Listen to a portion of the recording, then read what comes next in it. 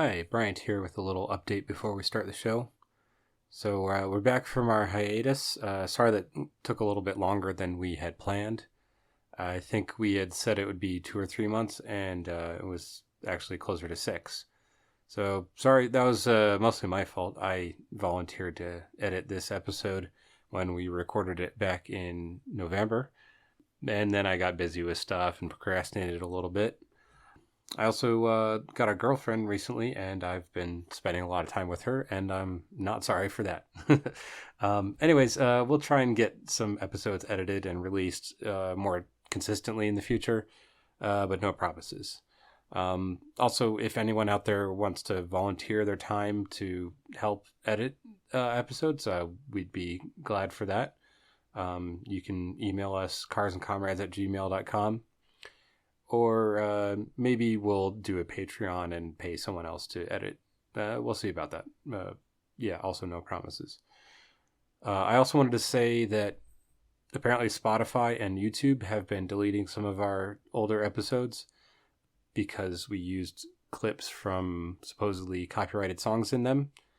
I say that because at least one of the songs was not copyrighted. That's why we used it in the first place. And the other ones were short clips that I think would fall under fair use guidelines, but can't really tell that to a bot, can you? So if you're looking for a specific episode, or if you just want to get all the episodes that we put out, you might have to use a different app, or just go to where everything is hosted, rss.com/podcasts/carsandcomrades. So that's all, and on to the episode. All profit is value extraction, and that means that all profit is theft from you.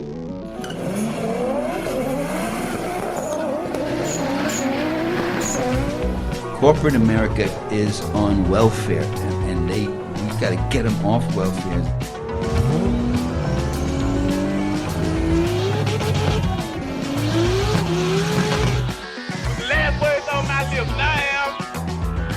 A revolutionary, and you're gonna have to keep on saying that.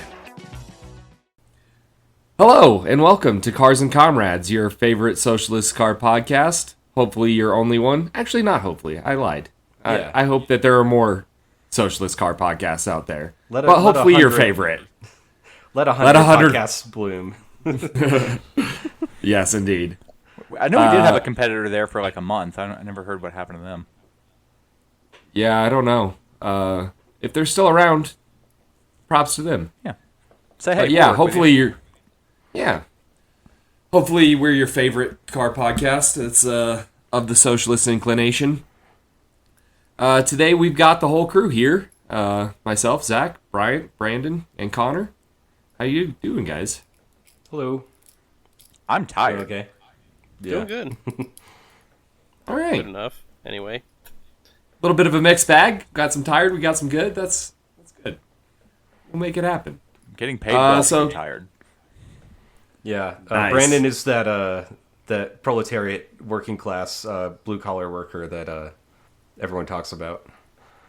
I'm the mythical American blue collar communist. Yeah. Yeah, well, anyway, today we're going to be talking about some bad ideas, both of car manufacturer variety and of our own imagination. But first, I think we're going to do some car updates. Yeah? Yeah. Let's do it. All right, let's go alphabetical. So, Brandon, take us away. I've been too busy to do much. So Easy enough. I've just been letting my van deteriorate. I now no longer have dash lights or a radio. Oh, lovely. But in a shocking turn of events, the thing has just been starting every single day. Hey, it's trade-offs, No dash lights, no radio, but it starts every time. My throwout bearing's getting so bad that it will barely go into first gear now. I forgot we were recording today until very last minute, so I was thinking about trying to pull my transmission today, because I finally found a video that actually in depth was a Ford top loader removal and install. And once I actually saw it done, I was like, holy shit, my throwout bearing might actually be easy to do. Oh, hell yeah. Pulling the transmission is always a headache, but it's because the van sits high and is so over the transmission without like a transmission tunnel. I should just be able to disconnect it and slide it backwards. Hell yeah. But then it was raining today anyway when I got out of work, so it didn't matter if we were recording or not. But I did spend 3 days. I stopped driving the Cutlass for like 2 weeks because one of my coworkers comes into work one morning and he was like, "Hey, I was behind you yesterday leaving work. You don't have brake lights." And I'm like, "Well, that's weird. I checked them like 2 years ago." Damned if he wasn't right. It took me 3 days or so, by which I waited like a week and a half to even start looking for it. But I was really proud of myself because we all know what a power probe is, right? Not just like a multimeter, but like a power probe. Yeah. Yeah. Yeah. They fucking rule. They rule so hard. They're the simplest things that you can do so much with. And with just a diagram and a power probe, I was able to find where the connection had failed. And it was just a loose pin at a connector. So it was 2 days of me just like frantically digging through wires and being frustrated and jiggling stuff. And then one day of like, okay, let's actually think about how electricity works and do some diagnostic tests. And once I did that, it took me about 15 minutes to fix. Nice. Nice. Yeah. Very cool. Shit, I can't See, remember. whenever I try to do that, I'm always like, maybe this wiring is cursed by demons or something. Because like I can't think about electronics to save my life. It's all magic as far as I'm concerned. Dude, a thing that is wildly important and helpful, but somehow really easy to forget, is that if you just test continuity between the body and the wire, it will tell you what's grounding out. Yeah. I always forget to, and nothing was grounding out, so that in this case didn't help me. But in other instances, it has saved my ass. I basically just forget everything I know about wiring if I don't have to fix anything electronic for 2 weeks.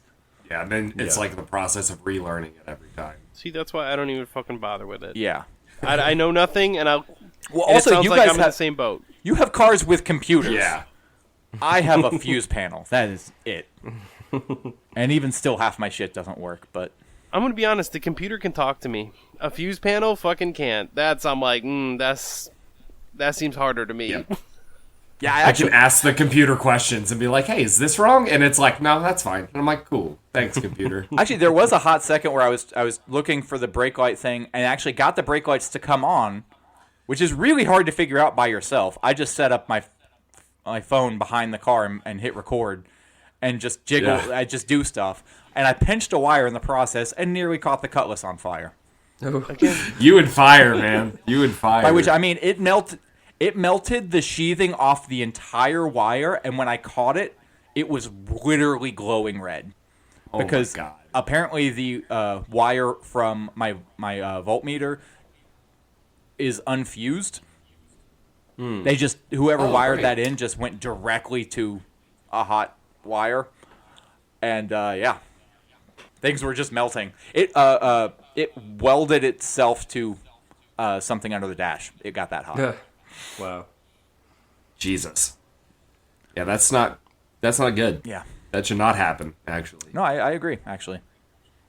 But yeah, since I get off of work at 3:30 and I get home at 4 and it's dark at about 5:15, I haven't really got a chance to do a whole lot, and I work a lot of weekends. So that's it. I have functioning turn signals and brake lights in the car right now. And now my alternator squeals so loudly that it's unbearable, and I'm still not driving the car, so I got to replace my alternator, and then my car should be fully drivable, so I can take the transmission out of my van worry-free. Yeah. Should be. Keyword there. Yeah. Should be fully drivable. I'm getting put on second shift, so one of my actual thought processes was it feels easier on second shift to get a ride to work if I need to. Like, none of my friends are awake at 6 a.m., but, I have enough favors that I've banked that if I was in a pinch and I couldn't get a ride to, or I couldn't get my cars to start, I could reasonably get somebody to give me a ride to work at 2 o'clock in the afternoon. Yeah. Yeah. All right. Well, cool. Got any more updates for us then? Nah. All right. I think that takes us to Brian. What you got? Yeah, I haven't been doing a whole lot because my garage is still getting worked on. They did put the insulation back in place, but actually, I was meaning to ask you, Zach. I need to call the company that's doing the construction in the first place, maybe tomorrow when they're open. But they seems like they just put the insulation back with a couple sheets of like OSB to hold it in place, and didn't put any what do you call it, drywall back up there. Okay. Which I don't think is up to fire code for garages, but I don't know how exactly that works. Unless it's fire rated OSB, which you should be able to tell, it should say on there like rated. Okay. Then no, that's not up to fire code. Yeah. As far as I'm aware. I thought the standard was 2 layers of drywall to make it for fire safe for a garage. But I am not sure. I don't do a lot of residential, but that sounds right. okay, I'll look into the actual codes before I call them up and just yell at them. But anyways, I'm also hopefully getting the level 2 car charger put in my garage next weekend.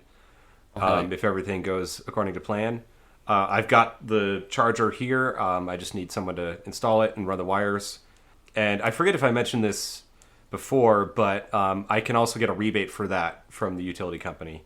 Nice. So that'll basically pay for itself, and then maybe even some on top of that.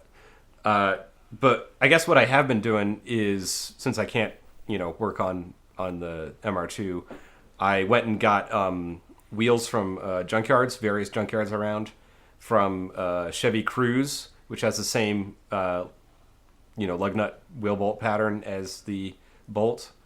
They're all kind of built on the same Daihatsu chassis. Correction, it's actually Daewoo, not Daihatsu. Actually, Daewoo was absorbed into General Motors, so now it's General Motors of South Korea.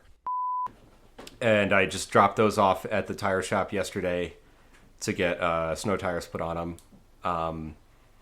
I was talking with you guys, like, maybe I should go use tires, but like everyone wants 60% of the cost of brand new tires for stuff that's like 50% worn out. Yeah. So I'm like, I'll just get new ones. It's like I can afford it. It's gonna be a little bit of a pinch, but whatever. So yeah, I got if I remember correctly. Sorry, go ahead. No, I was going to say that actually reminds me I have a bunch of wheels and tires that I need to sell from my Subaru that I'm not going to be using anymore. So if you need Subaru wheels or tires, hit me up. Got a bunch. Oh, and also, since last time we recorded, I sold the Subaru. Oh, hell yeah. So, let's go. Yeah, so it went better than I thought. Like, I think I had it listed for $4,000 or $3,800, and the guy gave me $3,600 for it. So, about $1,000 less than I paid for it 7 years ago. Oh, that's not bad at all. Yeah, you did of great. course I've fixed a lot of shit that was wrong with it in that time, but yeah, this guy was buying it for his teenage daughter because he doesn't want her to be texting on her phone. He wants her driving a manual transmission instead. So, does he drive a manual? Because I feel like if he did, he would know that that ain't necessarily going to stop somebody from doing that. Not for long, anyway. Yeah, maybe it's wishful thinking, and I don't know if it's a good idea to give a teenager WRX, but I don't know. At least it has airbags, so. I would have gotten into a lot of trouble with the WRX as a teenager, but I don't know. Not everybody is as much of a hooligan. I think that girl is going to be real cool. She's going to be real popular with that thing. And I did tell him, hey, if you ever decide to sell this, let me know. I might buy it back off of you, but we'll see. But yeah, it was went better than I thought. He just kind of showed up, asked a few questions, said, yeah, here's some cash, and signed the paperwork, and it's gone. So I don't have that to worry about. Nice. But yeah, driving the last few days, we had a big snowstorm in Denver, and driving on the kind of worn all-season tires with that car is a little sketchy. So This explains a lot because you've been talking about snow tires a lot in the group chat, and my head has been in a place where in Pittsburgh it's 80 degrees, and I'm like, who is worried about snow tires right now? But that makes more sense. yeah, but yeah, I went with the Blizzaks again. Great choice. 205 60 R16, I think. So about the same outer diameter as the stock wheels, so it won't throw off the speedometer. Slightly narrower, like I think 10 millimeters narrower. So it'll, in theory, kind of go down into the snow a little bit, sink down. We'll see if in practice that works, but it's got to be better than what I've got on there now. So I'm looking forward to picking those up tomorrow and putting them on the car and, not being scared to drive to work. So Yeah, I've been rocking a rear-wheel drive pickup truck in the snow, and it's been surprisingly good. Like, it's done okay. I haven't really gotten stuck or slid around too much. The tail end got a little squirrely on me, like, once, but it was very easy to correct. So I've been doing all right with it. It's a little bit of an adjustment from an all-wheel drive car, but it does okay. Well, at least it's a long wheelbase, so you can catch it when it slides. Yeah, exactly. The other thing I was thinking of, I'm not sure if I want to put coilovers on the Bolt. I was talking to you guys, like maybe I just want to do lowering springs, because it rides a little bit firm as it is, and I don't know if I want to go, most coilovers are quite a bit more firm than stock. But I do want it a little bit lower, and I did see someone talking about how you can get like non-adjustable but like more performance-oriented rear shocks for I forget if it was a Chevy Cruze or something else that it has a similar architecture that you can just like, put a little spacer in there and it'll bolt in just fine. So I might do that because I definitely noticed that it's kind of bouncy in the rear. And it might not be a bad idea just to get new struts all around because it's, 98,000 miles on this thing. So I don't know. I'll get to that when I get to it. There's plenty of other stuff I need to do in the meantime. But, and maybe this will feed into no, I'll talk about that later when we're talking about bad ideas. But I've got some bad ideas for that car. All right. But yeah, that's all I got. Connor? All right. That brings us to you. Cool. Well, I don't really have terribly too much. The Camaro, as far as I know, has not had a single offer on it, which is not great. Oof. Oof. I've been working for a few weeks, like over a month now, to try and get them to drop the price, which they will do, but like I'm trying to get them to like match the price drop a little bit. Where I'm like, all right, well, I'll drop it 1,000. How about you take 1,000 off too? And they're like, yeah, maybe we can do that. We'll ask and whatever. And then I have to keep following up, like, all right, well, did you ask? Like, I'll drop it 1,000 without you. I don't give a shit. But like, can you give me a fucking answer? Nothing. So like for over a month, I've been trying to drop the price on this thing, and no luck. So I'll call him again this week and be like, hey, did you get anywhere with this or what? But remind me what you're asking for it now. It's technically listed for $22,000. Okay. Which is too much. With it listed for $22,000, that's me taking 17, which is not that much. I mean, it's a fair amount, but like, I've put a lot of money into this car, like a lot. Which obviously you never honestly, like how locked in are you to this consignment? So, like, could you pull it out and just sell it yourself? Yeah. Because so like Honestly, it seems worth the hassle to deal with the Facebook Marketplace assholes. Yeah, so my thinking is just get it sold for $17. My thinking here is I'm going to use the consignment place as a storage facility for the next few months until roughly about March. And then I will... There you go. Then I'll pull it in, probably, see if I can sell it myself on Facebook Marketplace. If not, maybe go to another consignment place. Like, the car's got to sell.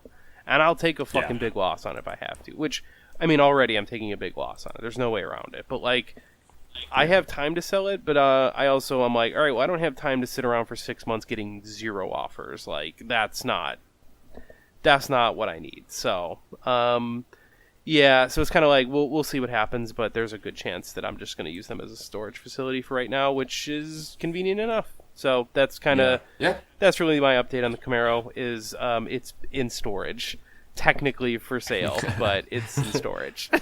Nice. I forgot where I heard this. Maybe it was one of you guys who was talking about someone they knew who had some kind of a classic car or whatever that would do basically that, would take it to a consignment or whatever dealership to sell on consignment and just like store it there for the winter for $500 or whatever it costs to get it back from them. Sounds like a pretty good deal if you want to do that. Yeah, I forget what it is if it comes out, but I don't think it's a terrible cost to me. Like it is what it is. But yeah, so I'm thinking about that. The 350Z, no real updates. I've been pretty lazy lately, so I haven't been working on it too much. I did just do a drift event since the last time we recorded that I remember. So I did do one more event at US Air, the fun track, and the car was overheating like crazy, as it does. So it's like, well, it is what it is. Now, before that event, I started noticing some oil leaking issues. And I could see it was coming from, it was on the back of the motor up towards the top of the heads. So I was like, oh, maybe it's valve cover gaskets or something. But I was like, I don't know. It's not coming down the sides anywhere. It's only on the back. So I was like, it could be any number of things, whatever. So I took it to my mechanic.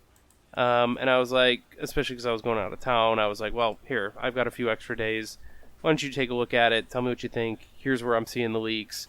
And, it would drip in just the right way that, the oil would drip onto my headers and, start smoking and shit. So, sounds like a Subaru. Well, and the thing that was weird that I was having a hard time with was, it was I would hit a bump the right way and I would smell burning oil. Or I would take, a turn the right way with enough G-force and I would smell burning oil. But drifting, no burning oil. None. It was very weird. So I was like, why is it only coming out sometimes? Well, anyway, the mechanic took a look at it and he says, you know what? It looks like it's these cam sensors on the back. The O-rings that seal them in there are looking pretty shitty. He thought that's where the oil was coming from. Sure enough, he pulls them off, and yeah, that's where the oil was coming from. So that explains why it was on the back of the motor and why it was so high up.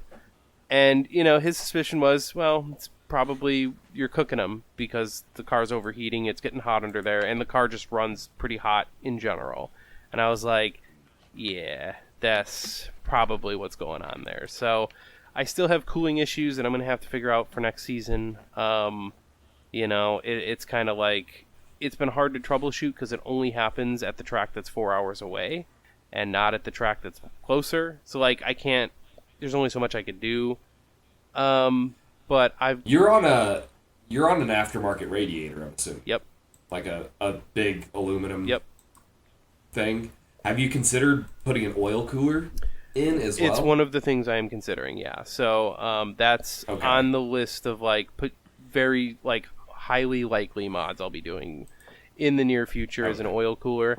I don't know how much of a difference that's really gonna make, but it's definitely one of the things I'm doing. The other thing my mechanic did was he took out the reflectors in my front bumper, which will hopefully allow some more air because they're kind of on the side of the bumper. Hopefully it allows some more air in while I'm sideways. I think I'm going to try and cut out some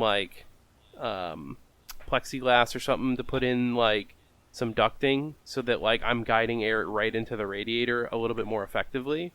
And I'll probably use like a hose to guide air right from those reflector inlets into the radiator. So hopefully that kind of stuff will make a difference. I also have a lower temp thermostat, but I don't know that that's... It might make some difference, but like once you get pretty hot, it doesn't matter because the thermostat's all the way open, right? It's not like it just starts off at a lower temp, so maybe I won't overheat quite as easily. I don't know. Are you on stock fans? Nope. Upgraded aftermarket super duper cool fans. Wow. Okay. Okay, so I hear a lot about this going either way. In theory, and again, I've been proven wrong about this several times. In theory, a lower temp thermostat will increase your cooling problems. You think? It can. I have heard that. I don't know the science behind it, but I have heard that. It can be kind of weird. It's because if your thermostat opens sooner, then the coolant that's in the radiator spends less time in the radiator, so it's already warmer when it goes back into the engine. Yeah. I mean, that's I hadn't even considered that. There's a number of reasons I'm genuinely not thinking it's going to be the solution to my problems. It's one of those. It could be. Either. I already have it. Like I literally already have the lower temp thermostat. So I think it's something I'm going to throw in, and if it doesn't do it, it doesn't do it. You know what I mean? Theoretically, when I'm tried drifting, a cold air intake? Well, theoretically, at the same time, it's like it's already overheating, right? Like it's not a case of, well, the thermostat's open, so it's like, well, it was open 40 degrees ago. Like we're way past it's spending less time in the radiator. Hopefully, in theory. Like I said, I don't know. I don't think that's honestly the right solution. Weren't you talking about getting a vented hood? Yes. So before I do that, I do need to verify that that's the problem. Which, like, I want to get a vented hood probably anyway. It's just they're, $1,200 or something. Like it's. I told you a whole Just run it without a hood and see how it does. Well, that's the plan, right? So I have to be at that particular track when it's warm enough. So it's got to be like over 70 degrees. But yeah, the plan is, okay, make sure get it to overheat once. Once it does that, take it to the pits, take the hood off, then see how it does. If that solves the problem entirely, then I know that that's all I got to do. So yeah, there's a couple little things I'm going to do before that, and maybe I won't even have to worry. But yeah, that's kind of the idea. You have headers on it, right? I do. Are they wrapped? Mm-hmm. Okay. Yep, I know. I was going to say, like, you've got to have heat management on exhaust parts, but I'm just racking my brain for every little thing that could be, and it's still crazy an issue. hot. But obviously, it is crazy hot under the hood. Yeah. Obviously, you've taken all the necessary steps to this point. So yeah. So a few little things. It seems like that might be the solution. A few little Just things I can hood. try. And I'll give them a shot. But I think, it's something I have to take seriously. Is all. That's the important. Is that an aluminum engine? Like, is your block and heads aluminum? Yeah. Jesus Christ. Yeah. This might be veering into the bad ideas category, but you could rig up something with a or just reroute your windshield washer nozzle to point at the radiator. I thought of something like that, and I didn't love the idea. I was like, that seems like and it wouldn't be, I was thinking I've seen people especially who run like 2JZ engines and stuff, they run real hot, and a lot of them will bring like chemical sprayers to the track that they fill with water, and like every few runs they'll go into the pits and they'll spray it down. I'm just like, that seems like I would rather find other solutions so that I don't have to do that and stop every few runs to cool it down like that. Or you could do water methanol injection, and then you could even run lower octane gas. Yeah. Well, I don't know if that does anything for actually the heat buildup in the engine bay, though. That's specifically like intake temperatures. Not necessarily. So part of it is because I have such advanced timing, there's more time that there's fire in the engine causing more heat dissipation after. Like if you run it super hot like that and you're running a pretty relatively lean, you're not running too rich, your advanced timing, you spend a lot more time with fire in the engine than not, and so it spikes the temperatures. So that would is part of it. E85 would E85 cool you down or no? Maybe. It's something I want to. It's something I'd like to tune in at some point, but I wouldn't be doing it for cooling. Maybe it has that effect if I'm lucky, but I'm not. I think gonna count on ethanol it. has a higher latent heat of enthalpy than gasoline does, so it could help. Yeah, I've heard people say that. It certainly does on turbo cars. Yeah. I know turbo cars, it'll drop your temps quite a bit. Yeah, so it's a possibility, but yeah. Anyway, cooling is going to be the name of the game for me next season. That's going to be kind of my big thing to tackle. But other than that, really nothing else. I'm going to try real hard to be cool next season, too. Another one of my possibly bad ideas, but, you don't need that carbon fiber vented hood. Just get a hole saw, and you can put the cooling part of right a where saw. it needs to be. Huh? What do you I say? said, or even part of a saw Yeah. instead of a whole saw. Zing. I mean, you could get just an angle grinder. Just There you go. create your own shapes. Yeah, maybe put make a it. big hammer and have sickle fun with cut out it. of the hood. Yeah. Now we're talking. Or a Circle A. Yeah, Yeah. both. Why not? That More would look cooling. sick. Historically, the cooling. hammer and sickle is more effective. Oh, and you could light it from underneath. That would be cool. Anyway, moving on. Yeah. I'm That done would with actually mine. be super sick. Well, Zach, how about you? Oh, I haven't really done too much here recently. Got a new job, so I've been working quite a lot. Haven't really had time to do much on the Subaru. I don't know where I left you guys last, but I've got the motor out. I've got excuse me. I've got the new motor pretty well set up. I've got a new turbo on it, new up pipe, external wastegate setup, headers, bigger turbo inlet for the bigger turbo, new injectors, all the goodies to put the motor back in. But I'm gonna be building the cage first, and the cage could potentially come through the firewall and tie into the front shock towers. So I need to leave the motor out until I get the cage in. So that's this does tie into the bad ideas, but I have been considering getting a new daily since my WRX is out of commission and my truck is rear wheel drive. Not super fun to drive in the snow. So I was looking at all wheel drive cars, and of course I came across one that I want you guys to guess what you think it is. It's another I'm Subaru. I'm going to give you a few facts about it, and you're going to have to guess what it is. My initial guess is it's another Subaru. So. Wild ass guess. I will tell you. Honda Accord. What is it? Honda Accord Cross, whatever. Oh, Cross okay. Tour? Cross Tour? Cross Tour. Yeah. Yeah. That's not it. No. Okay. No.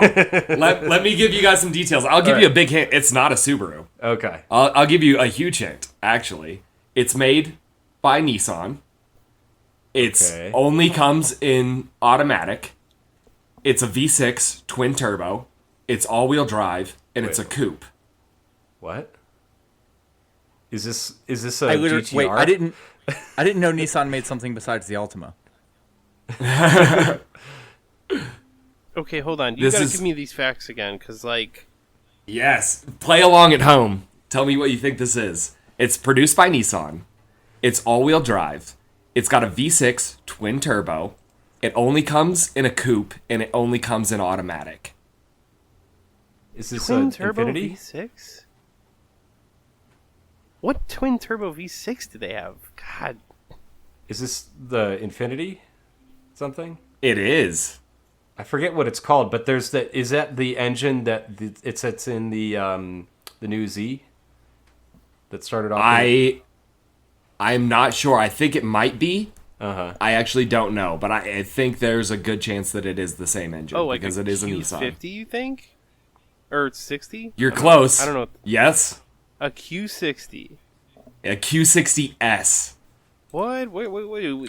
This new job must be pretty And they good. can- They hiring? And they can be had. They can be had used with relatively low miles for 25 grand. Really? Really, really. Ooh.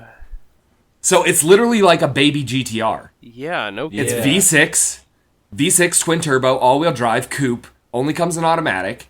It's a Nissan product, and it's literally, you can have them for like 25 grand. For like the top of the line, like red 400 or something. Holy I can't remember shit. what the exact like model is, but yeah, the top of the line, most performance one.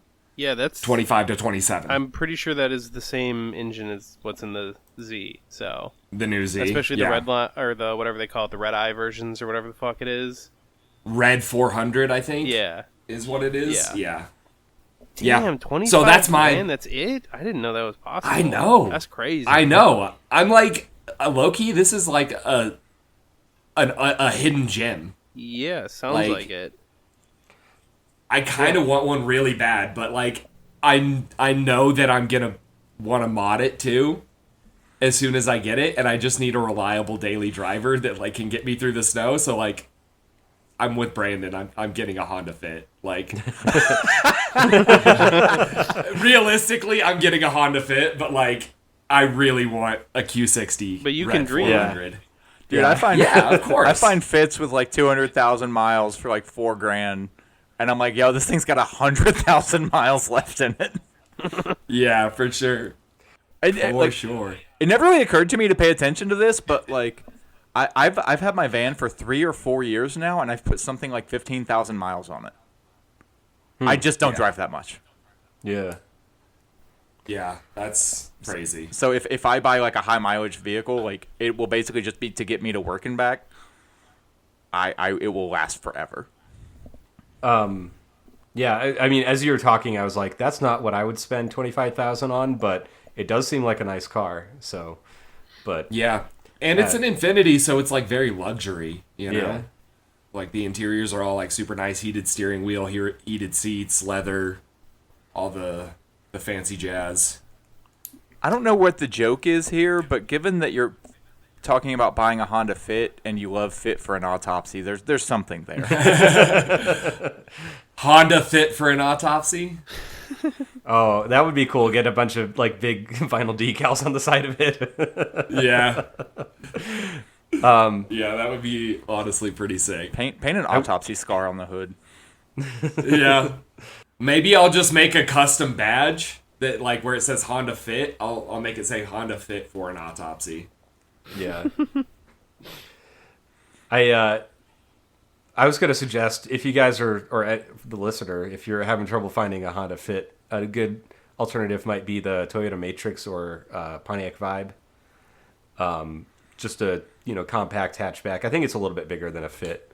Not as performance oriented unless you get the GTS version or whatever. Yeah, Vibe GT. Yeah. I know. People keep recommending me like, oh, if you're thinking about buying a Fit, consider this other thing. And it's not even that I think that they're ever wrong. Just stop distracting me. Okay. If it's what you I'm need. locked in. Yeah, the Fit seems to be the move, honestly. I've known a handful of people with Pontiac Vibes, which they've been out of production for a while. So Yeah. I don't know. But everyone that I knew that had those liked them, except for that the name was Vibe. Yeah. Yeah. You said the Fit is the move, but I think there actually is a scooter called a Honda Move. But never mind. Get a Fit and a Move and put your Move in the back of your Fit? That's the move. I don't know if the Move would fit in the Fit though. Ooh, that might be a tight fit. Yeah. Alex has assured me that as long as I get 2009 and up, they're fairly roomy on the inside. Okay. Honestly, I wouldn't be opposed to a Honda Insight either. I think they're those are ugly cool. as sin, but like they're also very cool. Yeah. What are those? I think we talked about those with Alex a little bit. Those are the ones that have the covers over the rear wheels for like aerodynamics. Right. You know what I'm talking about? I Yeah, I think think they so. weigh less than 2,000 pounds. Is that correct? They're very light. I don't Yeah. know the exact specs, but yeah, they're right around 2,000 or maybe even. Yeah, the Fit is literally just what I've dialed in on because it is reliable. you don't last forever and gets good fuel economy. So that's. I have gotten so many criticisms from a lot of my friends, like, "What? You're gonna buy a new car?" And I'm just like, "Dude, I need to get to work every day." Right. Having a car that doesn't create problems for itself every couple weeks is like such a dream. My partner has children, and I don't have 3 seatbelts amongst all of my vehicles. Yeah. For the record, first-gen Honda Insight is about 1,975 pounds. So Not with my fat ass in it. Yeah, so you're just shy of a ton with no one in it. I'm not that big.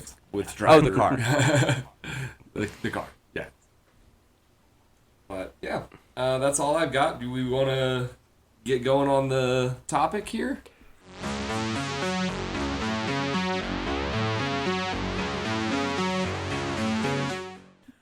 I was confused by this topic. You say automotive bad ideas like we have other kinds.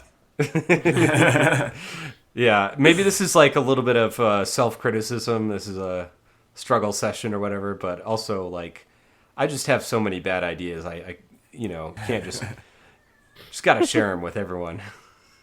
You've got that tinkerer way about you where you're like, with just a lot of money and an exorbitant amount of effort, I could do a really cool thing with this 49cc motor. Yeah. I mean, I'm not as much as that one guy on YouTube, Two Stroke Stuffing. That's like his entire job now. He's like, he gets Patreon money to try and build the most powerful two-stroke 50cc moped engine. But I don't know. I kind of wish I had that gig that he does, but I don't know. Yeah, living the dream right there. So, does anyone want to go first with some bad ideas? I'm going to be thematic here because I have worked a lot and came in unprepared. And since I drive an Oldsmobile, I'm going to go with Oldsmobile stuff. Okay. In the 80s, I haven't even looked up everything to have the numbers in front of me, but in the 80s, Oldsmobile made a diesel V8. I think it was a 350 that was neither reliable, nor did it make a lot of power, nor did it have good fuel economy. Yeah. It simply existed. Yeah. And then the engines became super popular because it was a diesel block, so it was super stout, and then you could just convert it over to gasoline and make a race motor out of it. I think it was strong for a gas block, but weak for a diesel block. That so sounds that was right. part of the problem. But that reminds me of the guy that converted a Cummins 6BT to gasoline just to show that you could do it. Well, Yeah. Cummins and he made like similar torque numbers to the diesel version. Wait, no, not Cummins. I was just reading today about one of the 6-cylinder diesel engines that actually has like a gas variant that's offered. But it's like really? nobody knows. Nissan? No, it was like maybe it wasn't Cummins, but I thought it was Cummins. Because I thought it was like a 6BT variant. It was supposed to be run off of gas or LP, I think. Oh, well, they made compression ignition versions that run off of natural gas. This had spark coil packs and spark plugs. Really? Okay. Huh. Interesting. What was it offered in? I don't even know if it was like came in a car or it was just something that the company was willing to offer. I wish I would have read more. I read a headline in the first paragraph out of curiosity. But Fair. No, that's very interesting. I would love to see a 6BT gas variant and see what it would do. yeah, because in my wanna head know it what the offers a lot of numbers- the advantages of the diesel, but I don't have to do 20-gallon oil changes. Yeah. Yeah. And I'm gonna go. Yeah, I had to do an oil change on my F-250, and it took a little over 14 quarts. Yeah, no Wow. thanks. Yeah. So it's like 3.5 gallons or something? Yeah. So I actually considered a 4BT swap for my '69 Chevy van as just like a touring option, like something where like it would be drivable. I could, get around, get good mileage on it, and because of the cost of diesel and the cost of oil changes, my fuel economy over like 5,000 miles would have been marginally better than a gas motor. Right. Or not fuel economy, but like cost per mile. Savings. Cost. Yeah. Cost per mile. It like literally Yeah, it would have taken like, a decade just to pay for the swap. Yeah. Yeah, I have a very bad fuel economy diesel motor in my F-250. I'm getting like 14 miles to the gallon and driving a lot for this job. So I need to get something, whether it be a Fit or I don't know, but An Infinity. I got a lot, an Infinity Q60 maybe. I got a lot of money tied up in fuel right now. Now, I don't know how this works, but can you take that used oil and put it back in the fuel tank? Will that work with your engine? I don't think so, but I mean, there's only one way to find out, right? It would definitely work. I mean, I've heard of people doing that. I don't know how good of an idea it is, but That. that's that's the show we're doing is bad ideas. Honestly and truly, you probably wouldn't notice a difference if just once every fill up you put a quart of oil in it. Yeah. Or like go siphon some used cooking oil out of the tank behind the fast food place or whatever. Can't really get away with that anymore. I know some ways. No, I'm not saying that there aren't ways. It's just it's we could do a whole episode on that alone. That whole thing is not what it was, and I'm saying that because I used to know one of the guys who was like big established in the like biodiesel conversion world, and he got out of it because he said that it's dead. Yeah. Okay. That's unfortunate because, yeah, I would totally swap my truck to biodiesel if I could. Just because that the was, like, a market viable for option. biodiesel suddenly exists now, so it's harder to get cheap biodiesel. Yeah. Right. Well, I mean, It's not worth if you what can pay in a gallon. I mean, if you can get some used cooking oil for free, I think that's maybe where it makes sense. But you just basically have to make like a meth lab in your garage to process it into biodiesel. And there's a lot of, noxious chemicals that are involved with that. Are there? I don't really know the lovely. process. I think it involves sodium hydroxide, like lye, and methanol. And I think it makes toxic gases when you mix everything together. So I don't remember. Like I did something about this in college. Like I researched for some project or whatever. And like, yeah, you can do it. It's just a chore, I was under the impression that you basically just filtered the vegetable oil and ran a tank heater. Oh, well, yeah, that's straight vegetable oil or SVO or something like that. So that's one way of doing it, and that'll work with certain mechanically injected diesel engines. The problem is it just causes a lot of carbon buildup and can wear out your engine prematurely. So. Okay, and my automotive bad idea of my own, and I think I've talked about this here before, the Oldsmobile 403 block is, the bore and stroke is like a tuna can. Like it's a huge bore and a really short stroke. But what you... It's got that chode stroke. Yes. But what you can do is you can take a big block Olds crank and grind it down to fit the journals.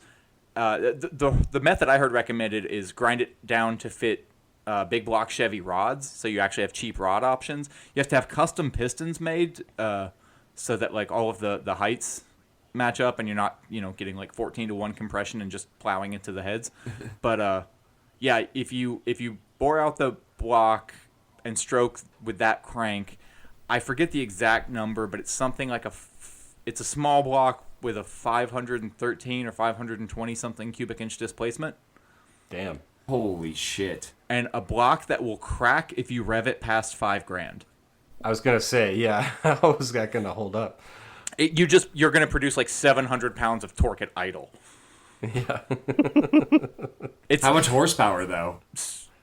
150. Yeah. Yeah, 150. Like, Realistically, you would maybe 300. Okay. oh my god. Which I mean is not nothing, but out of a 500 cubic inch motor. And that's what, like 8 liters or something like that? I'm always bad at the liter conversion. Yeah. It's something like that. Yeah, eight. Yeah, something. that's a great bad idea. I love that bad idea. Okay. Yeah, I mean, as long as you like rev up to like 4,500 and then shift, you're good. Yeah. Yeah. Just gotta have a really good rev limiter on that. Pair it with a manual transmission and just shift yourself. Yeah. Yeah. And then just rip every stump out of the ground you see at 45 miles an hour. Snap an axle just driving to work. Honestly, if I build my 455 the way I want it to, I'll be making about 600 pound-feet of torque. So that is Nice. a concern. Yeah. Just roasting tires off the line every time. I'll get up to 50 miles an hour real quick. Actually, no. If I do that build the way I want it to, it should still be 400 to 450 horsepower. Oh wow. Yeah, I mean, not bad. Just Nothing to sneeze at.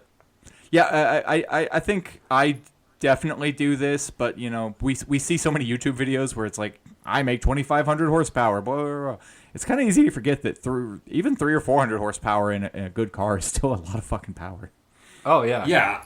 I'm going to be making 400 horsepower in my WRX as a rally car, and that's too much. Like, I'll need to turn it down. Yeah. Because that's going to be way too much for that class of racing. So, yeah, 400 horsepower is quite a lot in a street car. I met up with one of my college friends that I hadn't seen in a while, who drives a Prius. And I'm like, you want to drive the Bolt real quick? He's like, oh, yeah, sure. And I'm like, oh, you can go full throttle here. And he did. And he's like, oh, Jesus. So even just 200 horsepower to someone that drives a Prius seems like a lot. okay. Let's be real fucking clear about that because I've been in that car. That thing is a monster off the line. With 5 people in it, it just does not even flinch when you punch it. Yeah. Well, I think it's not about peak power with that setup. It's area under the curve. So like it's making, 250 foot-pounds of torque at like 40 miles an hour, basically. Like it's a 1-speed transmission. So I don't know like RPMs or whatever. It's just, here's some power. Yeah, I mean, well, you figure electric motors completely differently. I don't fully understand it, but yeah, you're just always making that bunch of torque. And I'm hoping that if I get some actually good sticky tires on it, I can like turn off the traction control and get even more torque to the wheels. But we'll see about that. Cool. So who's got another bad idea? I could go. Yeah, go for it. So I'm going to talk about a bad idea from, almost not surprisingly, a German automaker. What? Yeah, they're not known for any bad ideas ever or over-engineering anything for any reason. So this is a good one. It's one of those. It was cool in a way. It was sort of a fun little gimmick, but there's no part of it that seems like it was a good idea from the start. I'm like, from the design, I'm like, yeah, it seems like maybe you shouldn't have done that. It, just my opinion. But anyway, so I'm talking about the produced from 1989 to 1991 was the original 2-seat rear-wheel drive roadster, the Z1. So, by BMW? By BMW, right. I forgot to mention it was BMW. So, no worries. Obviously, our listeners are probably a little more familiar with like the Z3 and the Z4. The Z1 was obviously the first one, and it had a number of features that were kind of cool. It had like plastic body panels. It was fairly lightweight. I think it was like around 2,800 pounds or so, even with the stupid ass thing I'm about to talk about, which is even more surprising.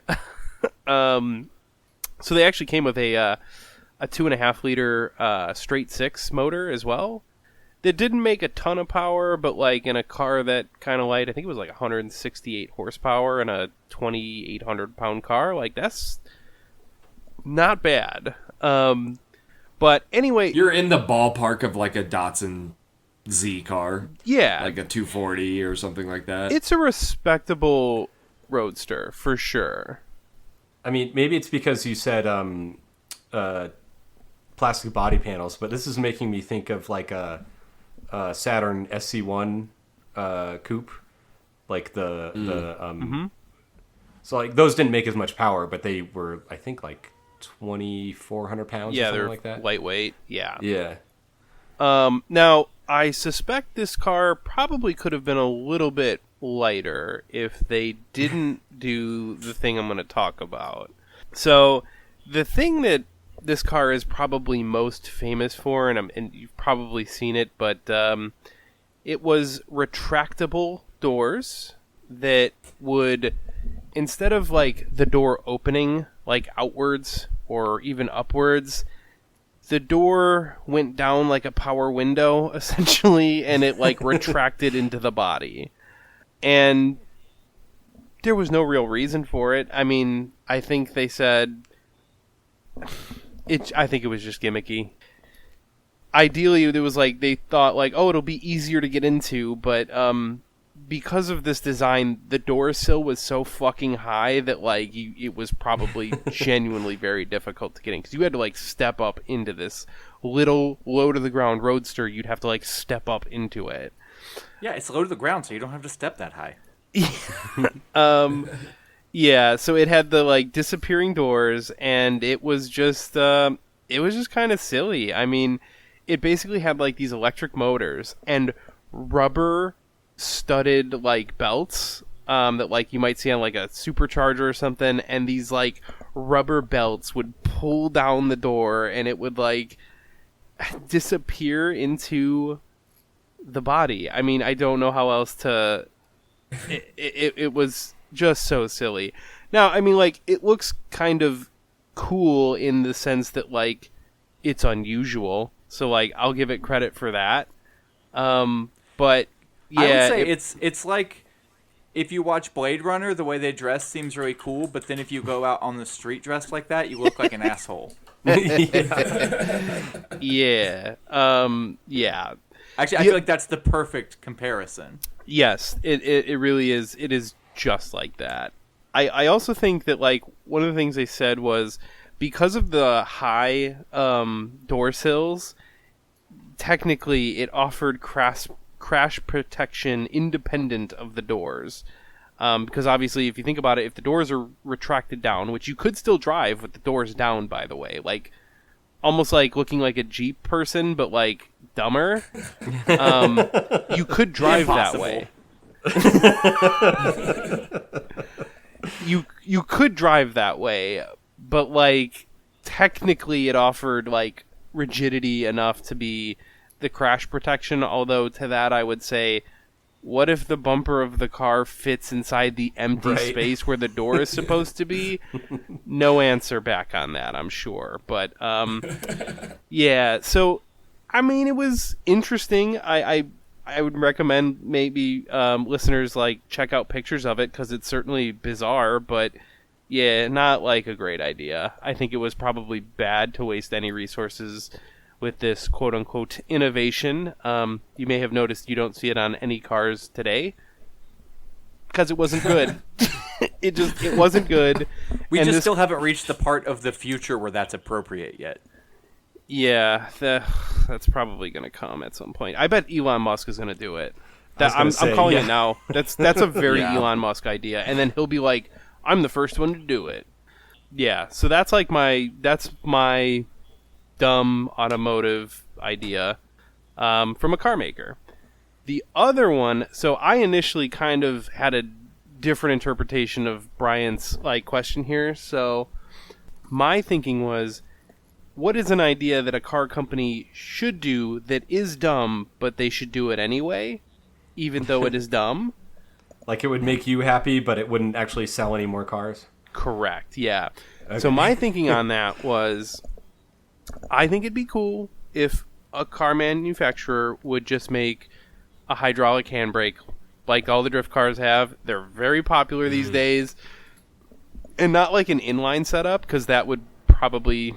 There are some safety concerns with an inline setup like what I have. because like if I pull the handle and try and hit the foot brake, it won't work. So what a lot of people will do with drift cars who have more money or time or whatever than I do, a lot of people will do a dual caliper setup so that the handbrake has its own like master cylinder and reservoir, and it'll only work on a separate set of calipers to the rear.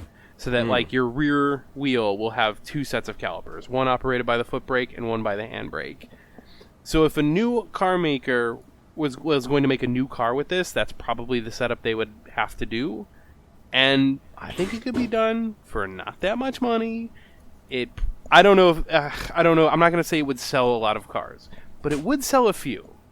A very small number, but a part of me thinks it would probably... Like, technically, you could call it a safety feature. Whether that flies, I don't know. It's a very dangerous safety feature.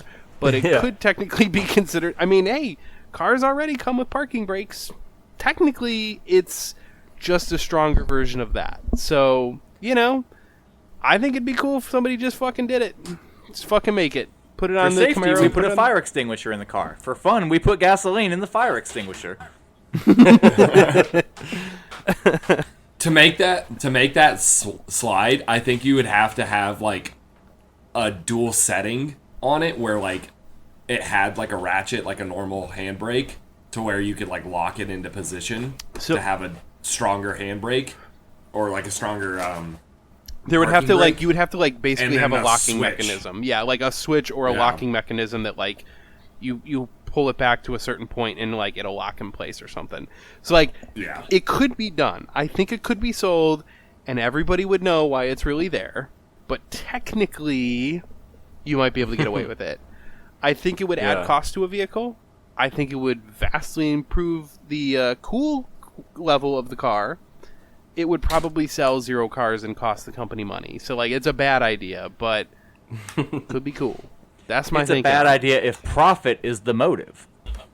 Yes, in a socialist economy, we could make cars like this just because they're fucking cool. That's the best reason to do a revolution right now. I don't know if that logic holds and up. we could also make cars with retractable doors because that's cool. That's too. a dumb idea. That's actually dumb. Let's not do that. But it looks so cool. How is it that does not on a Tesla? Yeah.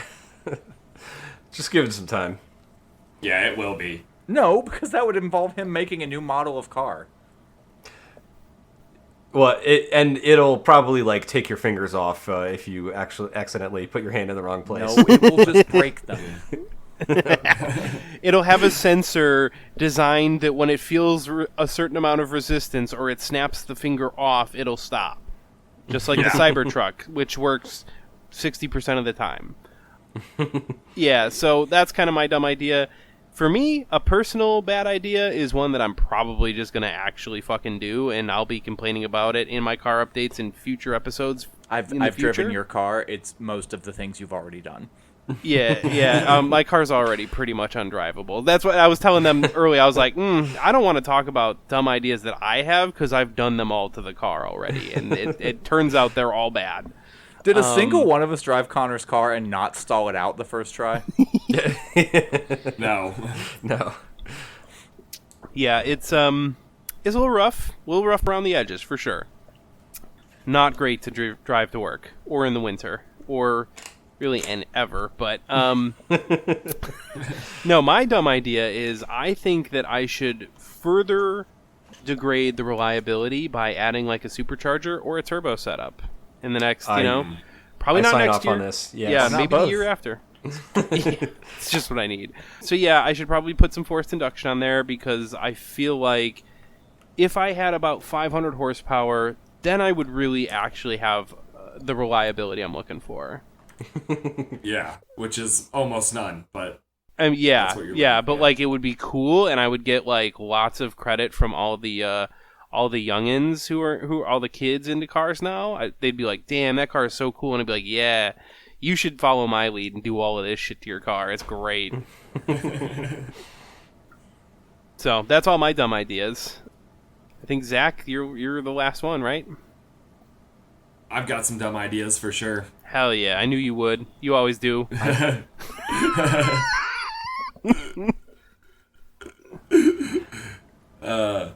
Yeah, no, I'm gonna take a page from Connor's book and give you a nice German car to start with, who had a dumb idea, and I have first-hand knowledge of this dumb idea. If you're a long-time listener, you might remember I had an Audi S4 that had some timing chain issues. Yup. And the way that Audi designed this motor is that they put the timing chains, which tend to fail, on the rear of the engine, in between the block and the transmission.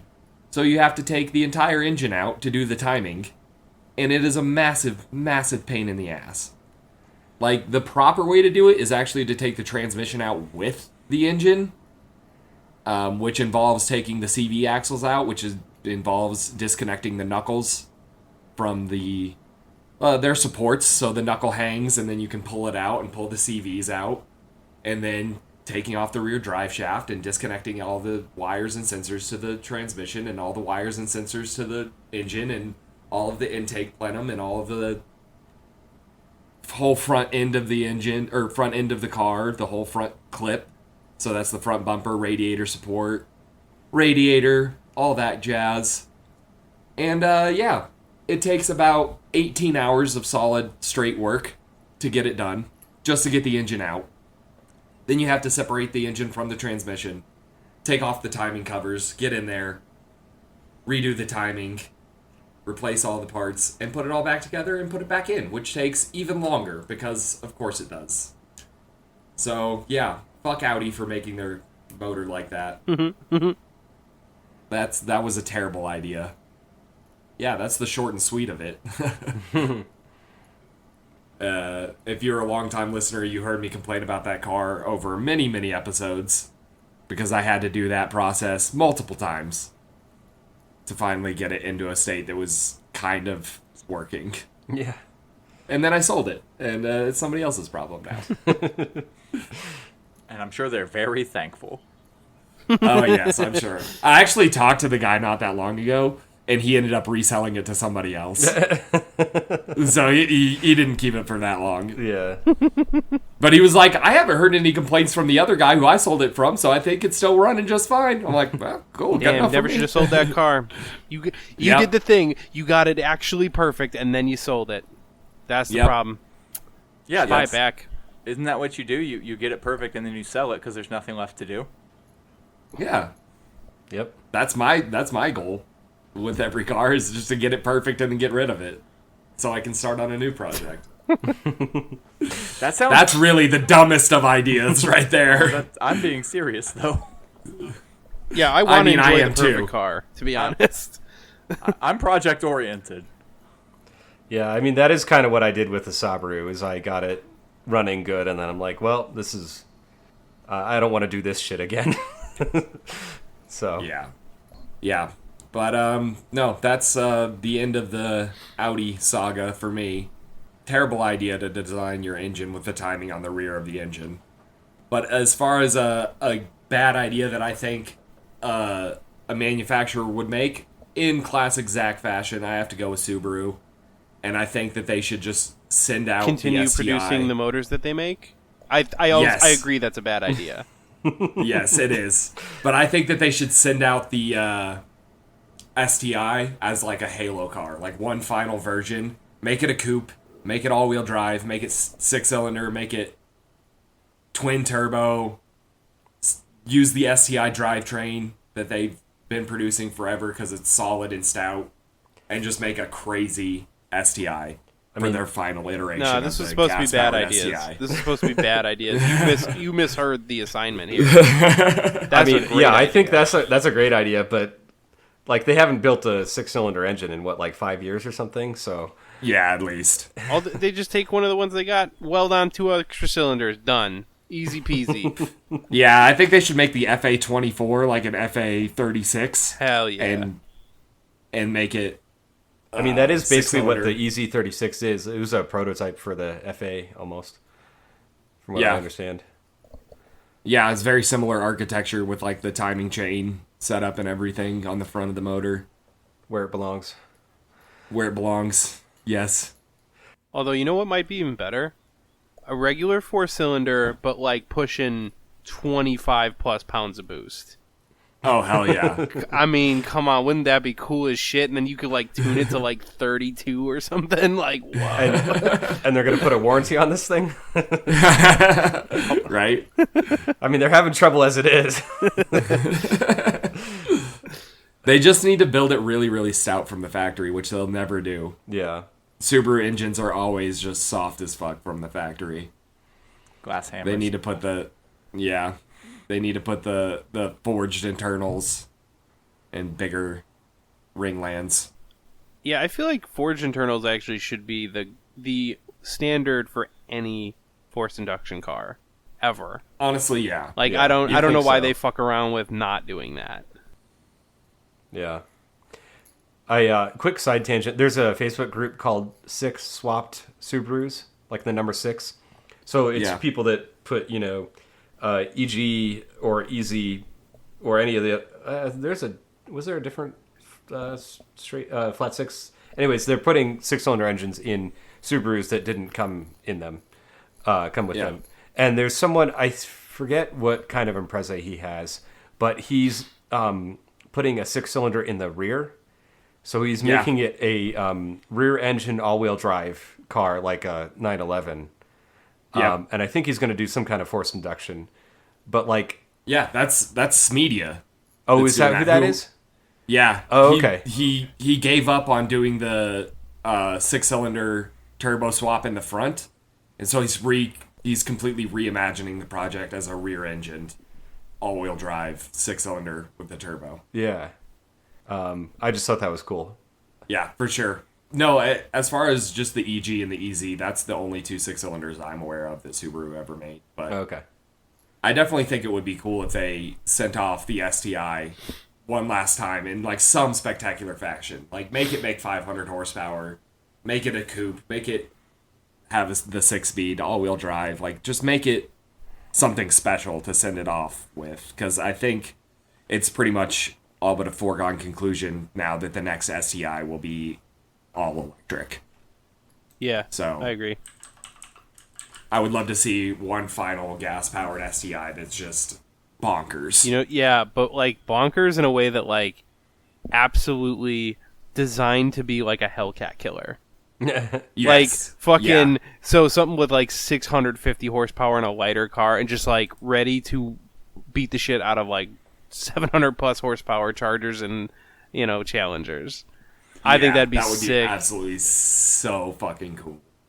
But that's my bad idea. Subaru will never do it. They would not make a lot of money on it because that's just not their market. So that's why I think it's a bad idea. But I think it would be really cool. As far as a bad idea that I want to do to a car, I really want to make my F-250 a off-road truck, like full suspension, like hitting whoops and shit in a full-size crew cab F-250. I think would be fucking sick.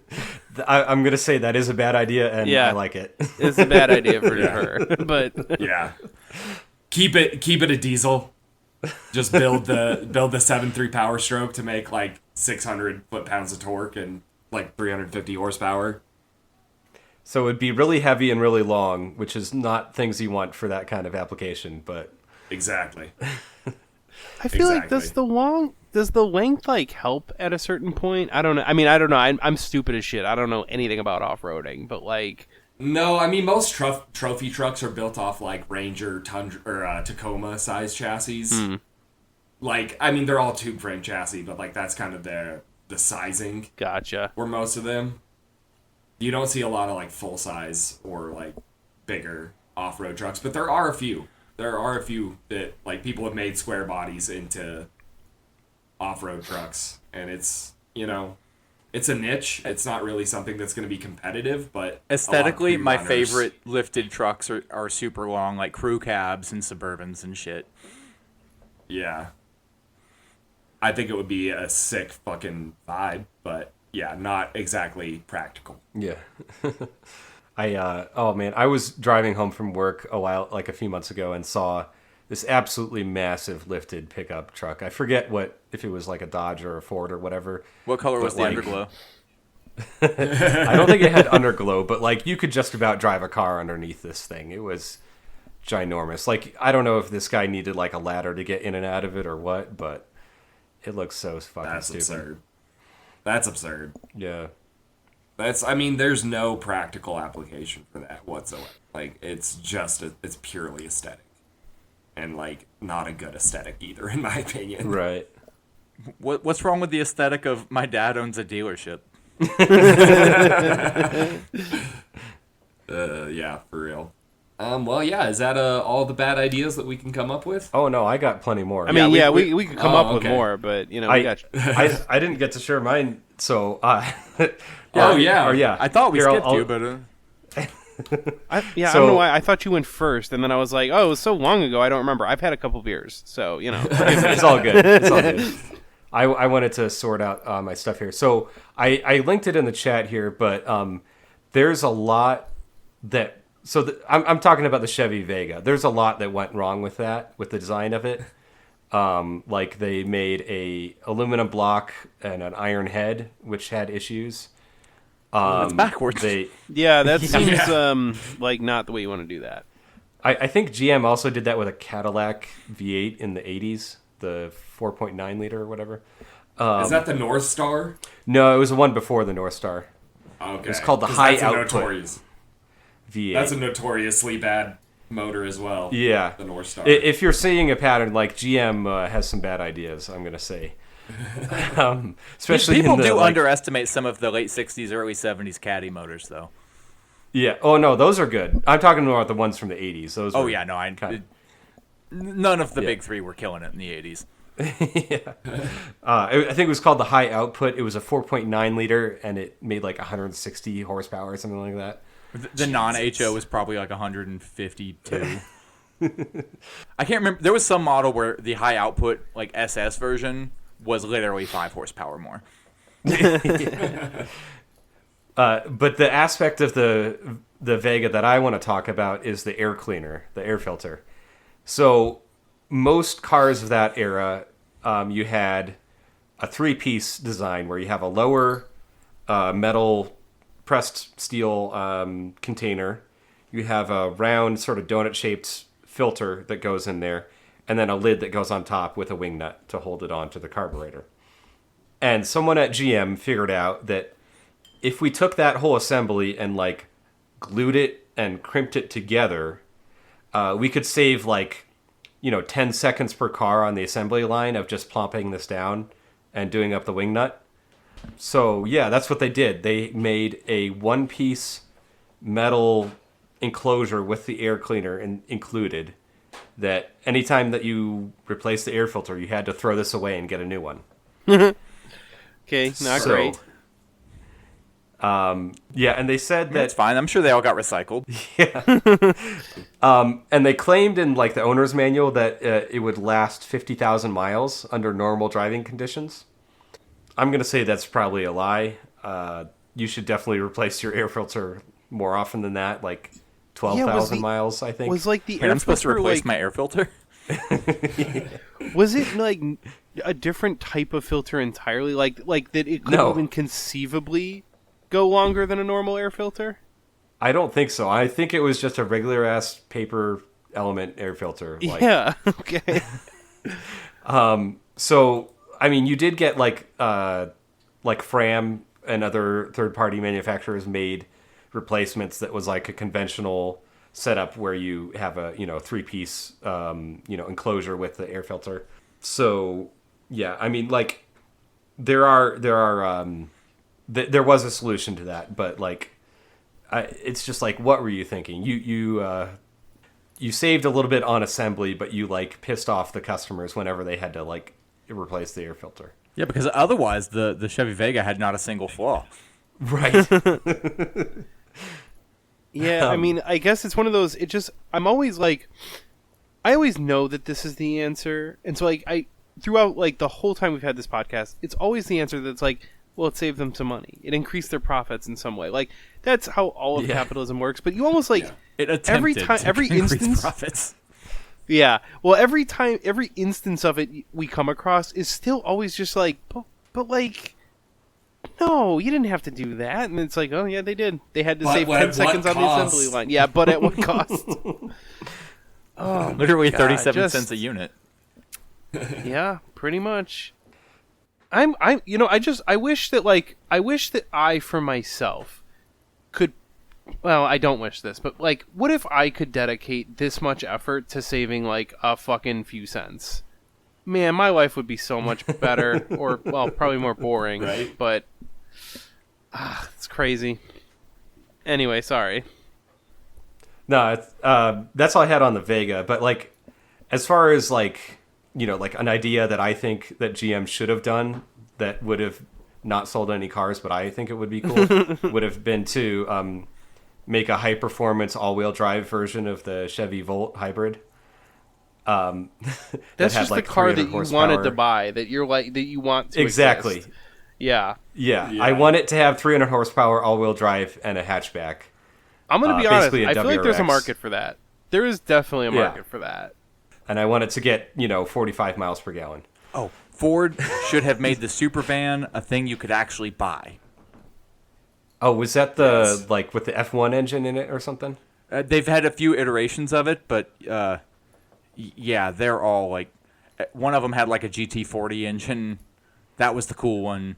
Their most recent one was like 1,000 horsepower hybrid that did Pikes Peak, I think. Fucking awesome. Okay. Mm-hmm.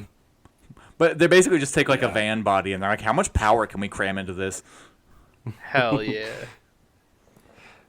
And then as far as like stuff that I kind of want to do, I told you guys this on the group chat. I don't think it made it into the show last time, but I was looking at to see if it would be possible to put a Watts linkage from a Cruise onto my Bolt. And basically, when I was shopping for wheels from a Cruise in the junkyard, I did, look underneath and look at the axle. And, at first I thought, maybe it's possible to bolt right in. But then the more I looked at it, no, it would require some cutting and welding at the least. So I don't know if I actually want to do that. But maybe, Brandon, if you're here to build a cage for Zach, you can weld a Watts linkage onto my axle. If there's a kit for it, sure. There's not a kit for it. No, it would be taking junkyard parts and adapting them to fit. Yeah, I feel like at that point you're better off just fabbing it from scratch. I mean, yeah, but like, I could use at least some parts from the junkyard that would make it a lot easier than fabbing it from scratch. I mean, a Watts linkage is super simple at its core. Yeah. The thing that I will probably never do is, I forget if I told you guys about this, I'll put it in the chat here. There is a guy who has a Nissan Leaf that he decided it was too boring, so he put a Superbike engine in the rear, driving the rear wheels. Oh, yeah. So it's a Kawasaki something. I hope this is in some way inspired by the Reliant Robin that I sent that had like the Hayabusa motor in it or something. Yeah. I think I saw this earlier before that, but so I think it's actually a CBR 600 Honda motor, and then so it's got the electric motor up front driving the front wheels, so you can drive it just as a regular EV, or you can switch on the motorcycle engine in the rear, and I think he has the subframe from a Lexus in the rear. So I first started making this connection with my Bolt because I was looking at the rear suspension of it and kind of the inadequacies of it. And I'm like, well, this is based on the same chassis as the Chevy Trax SUV, and that has an all-wheel drive option. Surely they must have done something a little bit better than the torsion beam, rear axle. If they're doing all-wheel drive, they probably, put in a whole different subframe for that or whatever. Nope. They just went with a torsion beam that they adapted for all-wheel drive for that chassis. But it did get me thinking, I could, swap in that all-wheel drive axle with a motorcycle engine in the rear of my car. And it's got a pretty big size, like, underfloor storage area with, like, a, spare tire well. Like, there's lots of room for activities in there. So, and it's all behind the battery, so you're not intruding into the battery at all. But yeah, I don't know. I think it would be kind of cool to have like another 100 or 200 horsepower driving the rear wheels in that car. Yeah, that would be a lot of fun. And it would be more practical because it would be all-wheel drive, so it would be, good in the snow. And it would have longer range because I could just fill it up. Yeah. Wow, this is actually, you know what? This is very We practical. have longer range because I'm also using gasoline. Exactly. So, and I don't know why the shifter for the EV has a neutral mode, but I can just put it in neutral, and so then the front wheels aren't doing anything. I mean, I don't think it actually like shifts gears in the transmission. I don't think it actually has a neutral gear. I think it just turns off the electric motor basically when you put it in neutral. So I don't know what that is for exactly, but if you had to tow it or pull it up onto like a rollback or yeah, I guess I could think of a bunch of reasons you would want a neutral. Basically, all the reasons you would want a neutral in a regular car. Right. But yeah, those are my dumb ideas for now. I'm sure I could come up with some more, but yeah. Awesome. Yeah. On that note, we've pretty much nailed our time frame we were shooting for. All right. I wasn't paying attention, so that's good. Well, anything else before we wrap up here, guys? No, nothing besides, like our social media accounts and, if you like what we do, go ahead and give us a good rating on your podcast app or whatever. Yeah. And then email us. Email us with your own bad ideas. Yeah. carsandcomrades@gmail.com. All right. That's it. Bye, everybody. Bye. Bye. Bye. We don't think you fight fire with fire fists, we think you fight fire with water fists. We gonna fight racism, not with racism, but we gonna fight with solidarity. We said we're not gonna fight capitalism with black capitalism, but we going to fight it with socialism.